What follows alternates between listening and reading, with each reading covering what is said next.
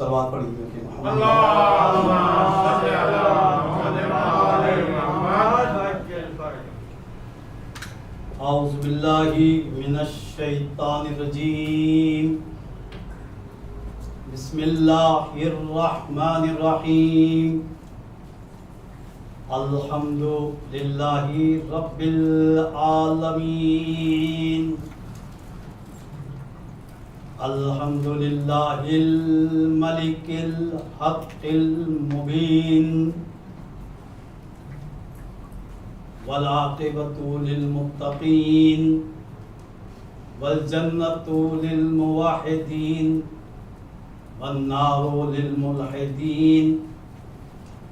والصلاة والسلام والتحیۃ والاکرام علی سید الانبیاء والمرسلین ابی القاسم محمد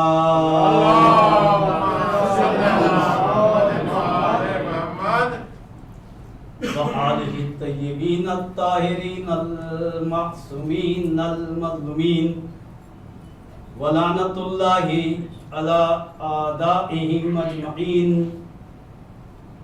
اما بعد فقد قال اللہ تبارک وتعالی فی محکم کتابہ المجید وفرقانہ الحمید وقولہ الحق وهو اصدق الصادقین. بسم اللہ الرحمن الرحیم. انا اعطیناک الکوثر فصل لربک وانحر ان شانئک هو الابتر. صلوات پڑھیے.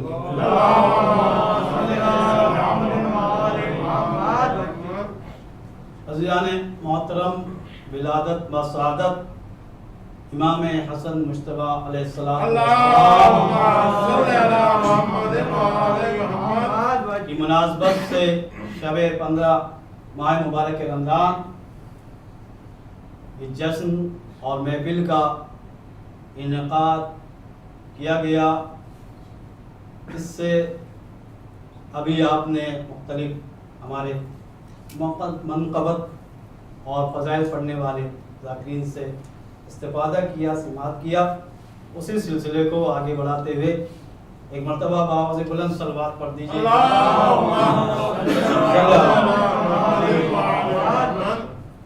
سورہ کوثر کی تلاوت کا شرف حاصل ہوا. بہت ہی مشہور و معروف سورہ اور قرآن مجید کا سب سے چھوٹا سورہ، لیکن اتنا بڑا پیغام کہ دنیا حیران ہے کہ اس سورے کے اندر ایک ایسا لاپانی کبھی نہ مٹنے والا پیغام دیا جا رہا ہے. انا اعطیناک الکوثر، اے حبیب ہم نے آپ کو کوثر عطا کر دیا. اب کوثر آپ کسی بھی معنی میں لے سکتے ہیں، لیکن جس معنی میں لیں گے وہاں کثرت کا معنی آئے گا.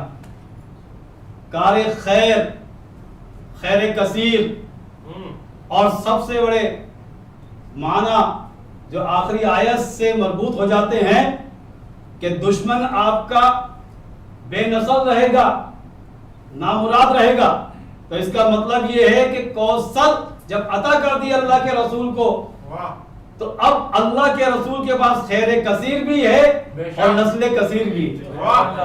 ذریت کثیر عزیزان محترم، اور ذریت کثیر کا آغاز ایسی ہستی کہ جس کے نانا بھی معصوم، جس کا باپ بھی معصوم، ماں بھی معصوم، آدم سے لے کر اور اس سے پہلے کبھی بھی کسی ایسے ورژن کی ولادت نہیں ہوئی تھی کہ جس کے ماں باپ بھی معصوم ہو اور جس کے نانا بھی معصوم ہو.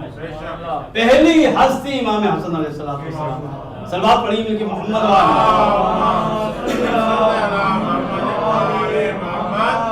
اور اس نسل کی خاصیت عزیزان محترم یہ ہے، دیکھیے کہ یہ سورہ کوثر کی ایک شان یہ کہ جب اس کو آویزہ کیا گیا خانہ کعبہ کی دیواروں پر تو اس وقت عرب کے بڑے بڑے ادیب بہت کوشش کرنے کے باوجود اس کا جواب نہ رکھ سکے اور کہنا پڑا ما ھذا کلام البشر، یہ کسی بشر کا کلام نہیں ہے۔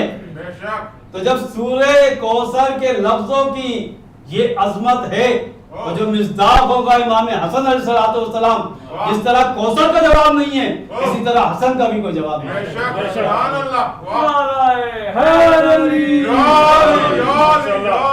حسن کا اگر آپ مرتبہ سمجھنا چاہتے ہیں اللہ کے رسول پیغمبر اکرم محمد مصطفیٰ صلی اللہ علیہ وسلم آپ کا ارشاد گرامی ہے جعل اللہ ذریۃ کل نبی فی صلبہ، ہر نبی کی نسل اور ذریت خود نبی کے صلب میں ہے۔ وجعل ذریتی فی صلب علی ابن ابی طالب، لیکن آخری نبی کو یہ بڑی فضیلت حاصل ہوئی کہ میری ذریت کو اللہ تعالیٰ نے قرار دیا ہے میرے صلب میں نہیں، علی ابن ابی طالب کے صلب میں۔ اب سمجھ جائیے عزیزان محترم، جس ذریت میں محمد بھی شامل ہو جائے اور علی بھی شامل ہو جائے دنیا کی ہر چیز فنا ہو سکتی ہے، علی اور محمد جہاں پر آ جاتے ہیں وہ فنا نہیں ہوتی۔ اسی طرح ذریت آج تک باقی ہے، قیامت تک باقی رہے گی۔ صلوات پڑھیے مل کر محمد و آل محمد۔ جہاں محمد علی آ جائے تو وہ ذریت کیسے ختم ہو سکتی ہے عزیزان محترم؟ تو ذریت رسول چلی ہے صلب علی ابن ابی طالب علیہ السلام۔ ایک مرتبہ بابا سے بلند امام حسن کی 3 ہجری کو ولادت، مدینہ شہر کا نام ہے۔ کل زندگی بہت مختصر، حیات طیبہ ظاہری 47 سال، لیکن آپ کا نام کا جب مسئلہ آیا ولادت ہوتی ہے تو ایک مرتبہ مولائے کائنات اور بی بی فاطمہ الزہرا سلام اللہ علیہا صلوات پڑھی اس شہزادے کا کیا نام رکھا جائے؟ اللہ کے رسول کے خدمت میں عرض کیا گیا، اللہ کے رسول نے کہا کہ وحی کا انتظار ہے، بس جبرائیل نازل ہوتے ہیں۔ کہا کیونکہ علی کی منزلت آپ کے لیے وہی ہے جو موسیٰ کے لیے ہارون کی منزلت تھی، لہذا جو ہارون کے بچوں کا نام ہے وہی حسن کو نام دیا جائے گا۔ شبر نام رکھا گیا، اور شبر کا عربی میں جب ترجمہ کیا جائے تو حسن بنتا ہے۔ اب عجیب عزیزان محترم دیکھیے، حسن کے معنی عربی زبان کا لفظ ہے، پہلے سے ہی کتابوں میں بول چال میں تکلم میں موجود تھا یہ لفظ حسنہ۔ حسنہ کے معنی کیا ہیں؟ نیک، خوبصورت، اخلاق بھی اچھا، شکل بھی اچھی، کردار بھی اچھا، تمام کمالات میں حسن نظر آتا ہے، اسے حسن کہتے ہیں۔ یعنی کہیں بھی کوئی خرابی نہ ہو وہاں حسن، تو یہ عربی میں استعمال ہوتا تھا یہ لفظ۔ لیکن اللہ تعالیٰ کا یہ دیکھیے عزیزان محترم قدرت کا اظہار اس طرح کیا کہ نام یہ پہلے سے موجود تھا، لیکن حسن سے پہلے کسی کو یہ نام نہیں ملا۔ سبحان اللہ۔ یہ اللہ تعالیٰ کی قدرت ہے کہ کسی کے ذہن میں یہ نام نہیں ڈالا، یعنی اللہ نے پیغام دے دیا کہ اس کی مرضی ہے کہ کبھی نام چھپاتا ہے، کبھی خود امام کو چھپا دیتا ہے۔ یہ اللہ تعالیٰ کا کمال ہے کہ غیبت کبھی نام کی ہوتی ہے تو کبھی امام کی ہوتی ہے۔ بس یہ اللہ کا اعجاز کہ نام جب رکھا گیا ان الحسن سمی حسنا بے احسان اللہ، حسن کا نام اس لیے رکھا گیا حسن کہ یہ اللہ کا احسان ہے۔ کیا احسان ہے؟ قامت السماوات والارض، زمین اور آسمان اللہ کے احسان کی وجہ سے پیدا ہوئی ہے، اور احسان سے نکلا ہے حسن، یعنی گویا زمین اور آسمان صدقہ امام حسن کے نام کا۔ سبحان اللہ۔ احسان پروردگار عالم، صلوات پڑھ دی مل کر محمد و آل محمد۔ اب سمجھ جائیے عزیزان محترم، امام حسن کے عصمت کے لیے بہت بڑی دلیل ہے. اگر آپ غور فرمائیے, بہت ہی مختصر کتاب, اگر آپ غور فرمائیے, نام کس نے رکھا ہے؟ حسن. اللہ نے, اللہ تعالیٰ نے. سبحان اللہ. اب اللہ تعالیٰ اپنے علم غیب سے ایک بات جانتا ہے. اللہ تعالیٰ علم غیب سے جانتا ہے. دیکھیے, اگر ہم کسی کا نام رکھتے ہیں تو نام میں اور کردار میں فرق ہو سکتا ہے. کسی کا ہم نے شجاع رکھ دیا, شجاع کے معنی ہے بہادر, شجاعت والا, ہو سکتا ہے وہ ڈرپوک ہو. کیونکہ ہمیں علم غیب نہیں کہ جس بچے کا نام رکھا جائے, ہم نے رکھ دیا عالم, ہو سکتا ہے وہ معاشرے کا سب سے بڑا جاہل. بہت سے نام ایسے ہوتے ہیں کہ جب نام دیکھتے ہیں تو اس کے ساتھ اس کے نہ کردار میں مطابقت ہوتی ہے نہ موافقت ہوتی ہے. اس لیے کہ ماں باپ نے اپنی محبت سے رکھ دیا نام, آگے خبر نہیں دی کہ بچہ کیسا بنے گا, عالم بنے گا, کس کمالات کا مالک ہوگا. بس یہاں سے بات سمجھیے عزیزان محترم, اب یہ نام رکھا ہے اللہ تعالیٰ نے حسن, تو اب اس کا علم غیب بتا رہا ہے کہ ہر کوئی بھی انسان خطا کر سکتا ہے, لیکن جس کا نام حسن رکھ دیا تو ہر جگہ وہ حسن نظر آئے گا, کردار میں بھی حسن نظر آئے گا, سیاست میں بھی حسن نظر آئے گا, عبادت میں بھی حسن نظر آئے گا, شجاعت میں بھی حسن نظر آئے گا. اللہ نعرہ رسالت بندن کل ایمان مشکل کشا غنی بادشاہ امیر دو جہاں صدیق اکبر نعرہ حیدری شان ابو طالب علیہ السلام ہے, شان ابو طالب علیہ السلام, آل ابو طالب علیہ السلام, بلند تر صلوات. اللہم صلی علی محمد وآلہ محمد. یہ ہے عظمت حسن. اور یہی سے ایک بات سمجھ آتی ہے, ذرا آپ غور فرمائیے کہ جب حسن ہے تو کسی نااہل کی بیعت نہیں کر سکتا ہے. بے شک حق ہے. اللہ کے رسول نے فرما دیا لحمہم لحمی دمہم دمی, بے شک. حسن منی وانا منہ, بسم اللہ. حسین منی وانا منہ, واہ. انہم منی وانا منہم. واہ. کہ یہ وہ ہستیاں ہیں کہ ان کا گوشت میرا گوشت ہے. بہت توجہ چاہتا ہوں. بسم اللہ. ان کا خون میرا خون ہے, میں ان سے ہوں, یہ مجھ سے ہیں. حسن مجھ سے ہے, میں حسن سے ہوں. حسین مجھ سے ہے, میں حسین سے ہوں. یہ تمام پنجتن پاک کے لیے, یہ چاروں ہستیوں کے لیے اللہ کے رسول ارشاد فرما رہے ہیں. یعنی معلوم یہ ہوا عزیزان محترم, اب حسن کا ہاتھ گوشت رسول بھی ہے, خون رسول بھی ہے. اب یہ ہاتھ رسول کا گوشت رسول کا خون ہو گیا. اب کسی نجیس کے لیے یہ بیعت نہیں کر سکتا, اس لیے گوشت بھی رسول کا ہے اور خون بھی رسول کا ہے. رسول کسی نااہل کی بیعت نہیں کرتے, رسول سے افضل کوئی نہیں ہوتا. تو رسول کا جو جز ہے, جو جز رسالت ہے, جو خون رسالت ہے, جو لحم رسالت ہے, وہ کسی غیر معصوم کی بیعت نہیں کرتا. صلوات پڑھیے مل کے محمد علیہ یہ وجہ تھی عزیزان محترم کہ یہ صرف جملے نہیں ہیں رسول خدا کے کہ ان کا گوشت میرا گوشت ہے, میرا گوشت ان کا گوشت ہے, میرا خون ان کا خون ہے, ان کا خون میرا خون ہے, یہ مجھ سے ہے, میں ان سے ہوں. یہ صرف لفظی نہیں تھی بلکہ یہ میسج پہنچایا جا رہا تھا, یہ پیغام دیا جا رہا تھا کہ اب سمجھ جائیے کہ کوئی بھی آئے گا تو کوئی ان سے افضل نہیں ہو سکتا. اس لیے کہ یہ خون رسالت بھی ہے, جز رسالت بھی ہے, لحم رسالت بھی ہے.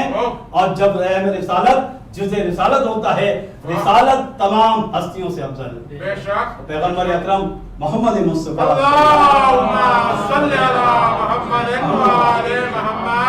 کی عظمت کے لیے کافی عزیزان محترم کہ آپ تمام نبیوں سے افضل, پوری دنیا کے سردار, نبیوں کے سردار. تو لہذا اب یہ بات تاریخ میں کچھ بھی لکھ دی جائے, تاریخ کا کیا اعتبار, لکھنے والے کا کیا اعتبار. اللہ کے رسول نے فرما دیا یہ حسن, اس کا نام اللہ کا دیا ہوا نام حسن ہے. اب یہ خطا نہیں کرے گا, اور اس کے علاوہ اس کا خون, اس کا جسم, اس کی روح وہ میری روح ہے, اس کا لحم میرا لحم ہے, یہ میرا جز ہے, میں اس سے ہوں, یہ مجھ سے ہے.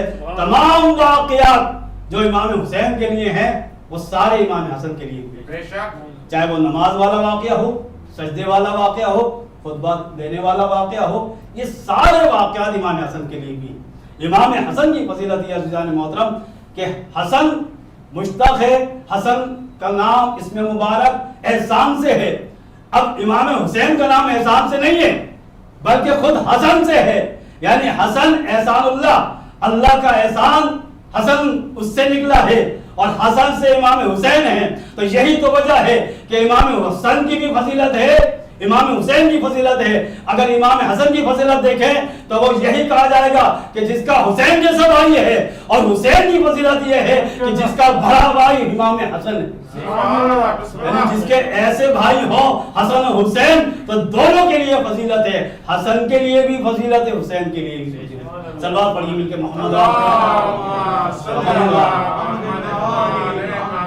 یہ ہے عظمت عزیزان محترم امام حسن امام حسین کی, کہ جہاں پر اللہ کے رسول نے یہ پیغام دے دیا کہ دیکھیے یہ جنت کے جوانوں کے شہزادے سردار ہیں. اب اس وقت کہا کہ جب یہ کم سن تھے, ظاہر 3 ہجری اور اللہ کے رسول کی وفات کی تاریخ آپ دیکھیں 11 ہجری, تو 6 سال 7 سال کے بچوں کو یہ شرف حاصل ہو رہا ہے بڑے بڑے لوگوں کے سامنے. اللہ کے رسول فرما رہے ہیں یہ جنت کے جوانوں کے سردار ہیں, تاکہ معلوم ہو جائے کہ اپنی بزرگی پہ کبھی ناز نہیں کرنا, اس لیے کہ ان بچوں سے افضل کوئی بھی نہیں ہو سکتا, چاہے کتنا ہی بزرگ ہو, لیکن جنت کے شہزادے جنت کے جوانوں کے سردار یا حسن ہے یا حسین ہے. صلوات پڑھیے مل کر. لہٰذا یہی وجہ ہے کہ کبھی آپ ناکا بنتے تھے, اور ناکا دیکھیے بڑی عجیب بات ہے, اونٹ کے کافی ذکر بھی ہے قرآن مجید میں بھی ہے کہ اونٹ کی طرف دیکھو کہ اس کو اللہ تعالیٰ نے کس طرح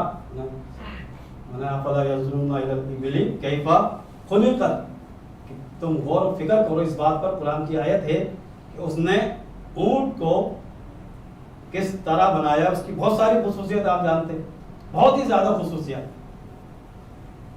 اور اللہ کے رسول نے 2 مقام ایسے ہیں کہ جہاں دونوں واقعات میں اونٹ کو آگے رکھا ہے, اونٹ کا ذکر کروایا ہے عربوں سے, اس لیے کہ عرب معاشرے میں اونٹ کی آج بھی بہت ہی زیادہ عزت. آپ دیکھ سکتے ہیں بہت سارے واقعات اونٹ کے آج بھی موجود ہیں, نئے زمانے میں موجود, اور بہت محبت کرتے ہیں آج بھی عرب اونٹ سے.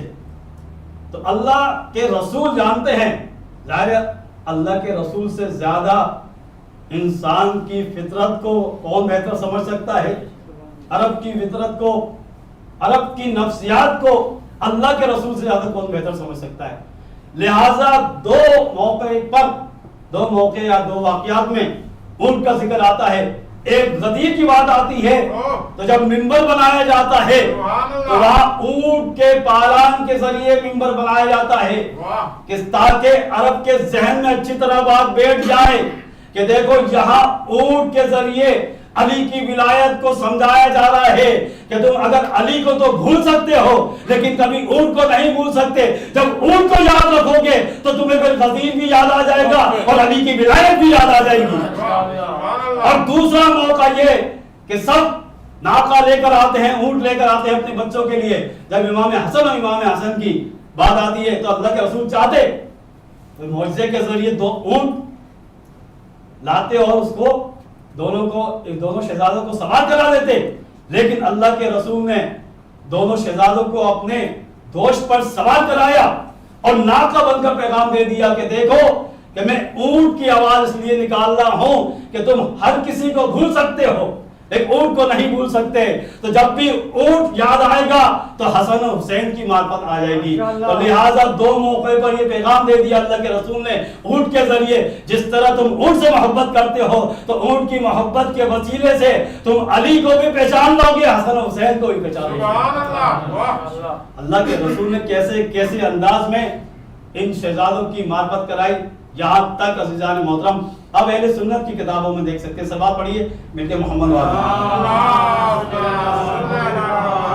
بس آخری جملے کہ آپ نے دیکھا ہوگا کہ خطبہ جب دیا جاتا ہے جمعے کا تو اہل سنت کی کتابوں میں یہ ہے کہ جب دوسرے خطبے سے پہلے یعنی پہلے خطبے کے بعد جب امام جمعہ جب بیٹھتے ہیں تو یہ بیٹھنے کی وجہ کیا ہے؟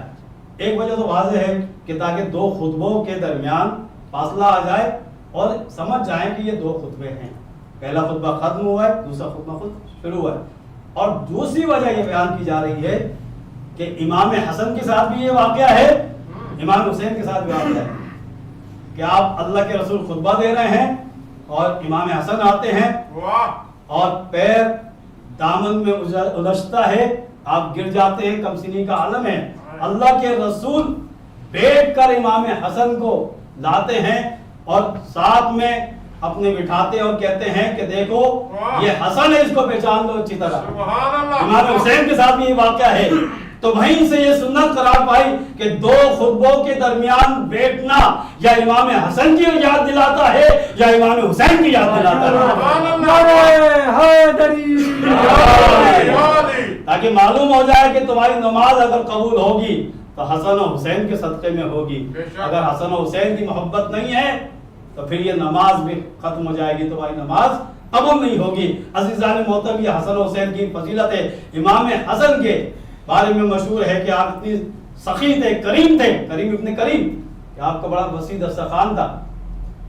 جب حاکم شام کو کسی نے بتایا کہ امام حسن بہت ہی سخی اور کریم ہیں, اور ایسی مثال عربوں میں آپ نے رکھی کہ اس سے پہلے کوئی ایسا دسترخوان نہ سجایا گیا, تو حاکم شام نے ایک جملہ لکھا امام حسن کے لیے کہ لا خیر فی الاسراف, اسراف کرنا اچھی عادت نہیں ہے. اور یہی سے ایک نتیجہ بھی نکلتا ہے عزیزان محترم. اب دیکھیں امام وہ ہوتا ہے فصیح و بلیغ ہوتا ہے, کمالات کا مالک ہوتا ہے, کلام الامام امام الکلام, امام کا کلام بھی تمام کلاموں کا امام ہوتا ہے. لہذا امام نے وہی جملہ بدل کے لکھ دیا لا اسراف فی الخیر. حاکم شام نے لکھا تھا لا خیر فی الاسراف, اسراف کرنا اچھی بات نہیں ہے. امام نے وہی جملہ پلٹ دیا لا اسراف فی الخیر. جب خیر کا کام کیا جاتا ہے تو خیر میں کبھی اسراف نہیں ہوتا. سبحان اللہ. وہی جملہ ہے لیکن معنی تبدیل ہو گئے. یعنی خیر میں جتنا خرچ کریں گے دنیا کا کوئی انسان اسے اسراف نہیں کہے گا. اللہ اسے پسند کرتا ہے جو اللہ کی راہ میں خرچ کرتا ہے. صلوات پڑھیے مل کر محمد والے.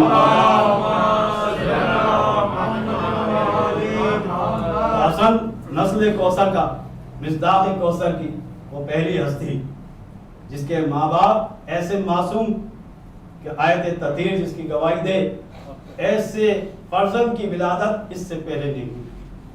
نہ کسی نبی کو یہ شرف حاصل ہوا اس سے پہلے, نہ کسی امام کو حاصل ہوا کہ ماں اور باپ دونوں معصوم اور نانا بھی معصوم. یہ سب سے پہلے امام حسن کو حاصل ہوا, اس کے بعد امام حسین کو حاصل ہوا. صلوات پڑھیے.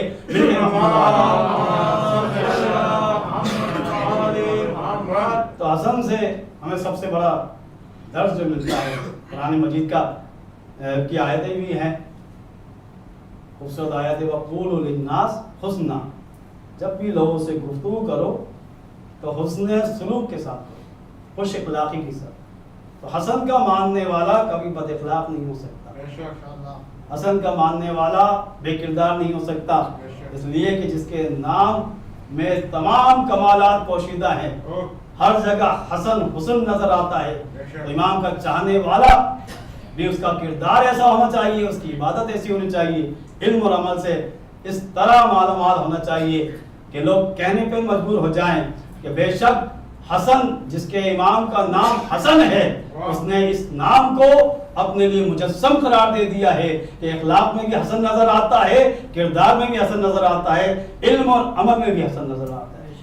امام حسن کا سب سے بہترین فرمان بھی یہی ہے کہ اگر تم سمجھنا چاہتے ہو کہ فقیر کون ہے اور امیر کون ہے, ہم شاید مختلف اس کی تعریف کریں مختلف ہم اس کے معنی بیان کریں، لیکن امام حسن نے خوبصورت معنی بیان کیے کہ دنیا کا سب سے زیادہ سب سے بڑا امیر وہ ہے کہ جو اللہ کی بنائی ہوئی تقدیر پر راضی ہو جائے، جیسی بھی تقدیر ہے اس پہ راضی ہونا، یہ اس کا سب سے بڑا امیر ہونا اور دولت مند ہونے کی نشانی۔